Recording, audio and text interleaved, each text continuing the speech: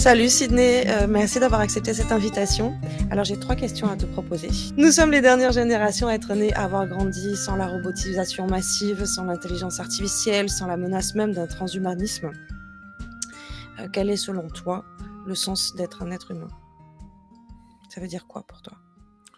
C'est, réhonorer le corps comme étant, une merveille, et la plus grande technologie existante. C'est-à-dire que la Terre, à mon sens, on n'en a pas encore découvert les secrets. Même, la médecine la plus avancée n'a pas compris encore tous les fonctionnements du corps, comment se déclenchent certaines maladies, comment fonctionne réellement l'ADN et de toute façon, heu, je crois, c'est Greg Braden qui parlait de la scalabilité. C'est-à-dire que, de toute façon, au plus on va, zoomer et s'enfoncer avec, le mental, avec les technologies dans un domaine, au plus on va quelque part l'étendre. Donc c'est irrésolvable par les technologies, d'espérer un jour avoir la connaissance suffisante pour, comprendre totalement le fonctionnement de notre corps. Par contre, ce qui est très intéressant, c'est de voir que ça nous ramène une certaine humilité, heu, ne pas comprendre comment fonctionne notre propre véhicule. Et on a des téléphones, on a des satellites, mais au quotidien, Mmh. on a un corps et ce corps, de toute façon, on ne sait même pas comment réellement on est né. On ne sait même pas comment l'énergie de vie, l'étincelle de vie, est rentrée dedans.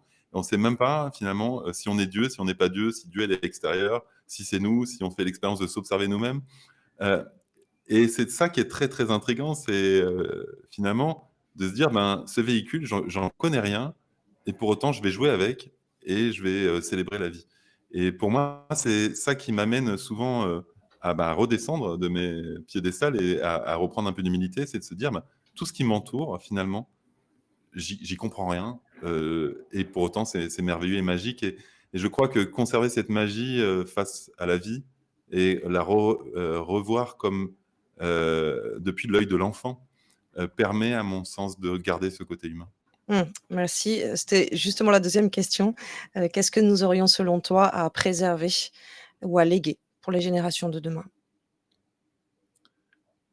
Cette impression, ce sentiment, cette vision que ce que nous sommes est suffisant et qu'il n'y a pas besoin de plus. On dit souvent: «Le mieux est l'ennemi du bien» et moi je le pense réellement, nous sommes déjà parfaits.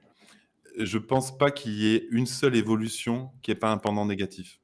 Même l'eau chaude, finalement, on pourrait se dire: «Bah, c'est bien d'avoir une douche chaude». Moi, je me suis douché pendant 2 ans et demi à l'eau froide, je peux vous assurer que j'avais moins de problèmes de santé qu'avec de l'eau chaude. Vous voyez? Donc il y a pas une seule évolution de la modernité qui n'a pas, à un moment, une conséquence négative. Le moment où on est devenu de sédentaires enfin, je veux dire de nomades à sédentaires, ça a eu des conséquences sur la propriété, sur, les ressources, sur, la récolte, l'industrialisation, l'agriculture. Donc je dirais que cette course effrénée à toujours vouloir mieux nous emmène vers notre propre extinction et je dirais aux générations, qui vont venir: «Vous êtes parfaits tels que vous êtes. Ne cherchez pas à être mieux, ce que vous êtes est déjà parfait». Mmh.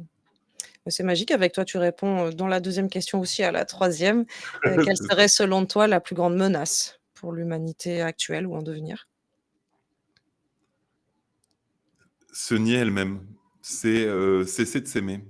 Je le vois en fait, de plus en plus quand je regarde dans la rue, je vois la manière dont les gens s'habillent, dans la couleur des voitures, la forme des objets qui entourent les gens au quotidien. Je me dis: «Mais les gens ont cessé de s'aimer ou quoi? Comment ils peuvent s'affliger d'être entourés de choses qui, quelque part, les déshonorent autant?» Et moi, j'aurais envie de dire que le plus grand danger, c'est de continuer dans cette direction de désamour pour nous-mêmes. Et il est très, très important de comprendre que si l'on ne s'aime pas foncièrement, tout le reste dégringole. Et c'est la base même de tout. On ne peut pas créer un système même politique sans amour pour soi. On ne peut pas créer de relations sans amour pour soi. On ne peut pas créer un travail épanouissant sans amour pour soi.